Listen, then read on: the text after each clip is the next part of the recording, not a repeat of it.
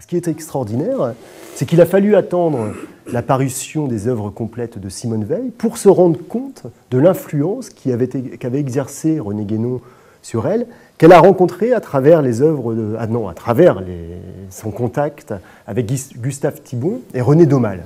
Daumal, surtout. Ouais, Daumal surtout, qui l'a entre guillemets initié au texte hindou et qui lui a fait lire René Guénon.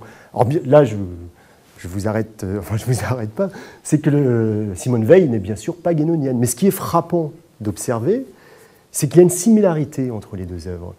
Et que Simone Weil, dans sa lecture de René Guénon, a rencontré des choses qu'elle avait déjà réfléchies. 3 petits points rapides sur la conception que Simone Weil a de l'histoire des religions. C'est extraordinaire, parce que Simone Weil a une conception d'une histoire qui serait renouvelée des religions, qui insisterait moins sur les différences, mais plutôt sur les identités profondes entre les traditions religieuses.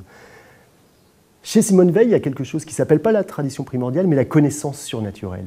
Connaissance surnaturelle qu'on peut retrouver aussi dans toutes les traditions religieuses. C'est quand même étonnant, la similitude entre les deux. Il faut dire aussi que cette idée a des racines très anciennes. On la retrouve déjà ne serait-ce qu'au Moyen-Âge, avec Pic de la Mirandole. Exactement. Exactement. On n'a pas, il faudrait ici refaire la généalogie de cette idée de tradition primordiale qui nous renverrait à la Philosophia Perennis, à Nicolas de Cuse, etc.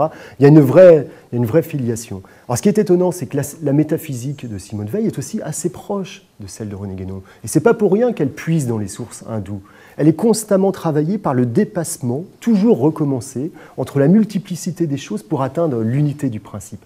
Voilà quelque chose de frappant. Et peut-être la chose la plus remarquable et la plus politiquement incorrecte, c'est que le parcours politique de Simone Weil rejoint à bien des égards le diagnostic que René Guénon posait sur le monde. Il faut savoir que Simone Weil a milité dans sa jeunesse, près des cercles communistes de Boris Souvarine. Elle va mettre un certain temps, d'ailleurs, à s'en détacher. Et après plusieurs révélations mystiques, qui vont directement la ramener à Dieu, elle va changer radicalement de positionnement politique, ce qui se concrétisera dans son ouvrage « L'enracinement », publié en 1949, ouvrage posthume, mis en ordre par Gustave Thibon. Que dit-elle dans cet ouvrage? C'est extraordinaire. Elle dit qu'il faut refonder la politique sur des principes métaphysiques. Et à partir de ce moment-là, on redécouvrira les racines spirituelles de la France.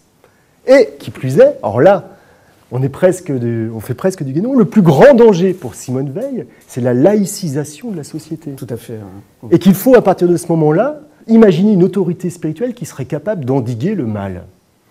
Donc là, nous avons une filiation. Ça ne veut pas dire que Simone Weil a repris chez Guénon, c'est-à-dire que ces éléments sont présents dans les deux pensées.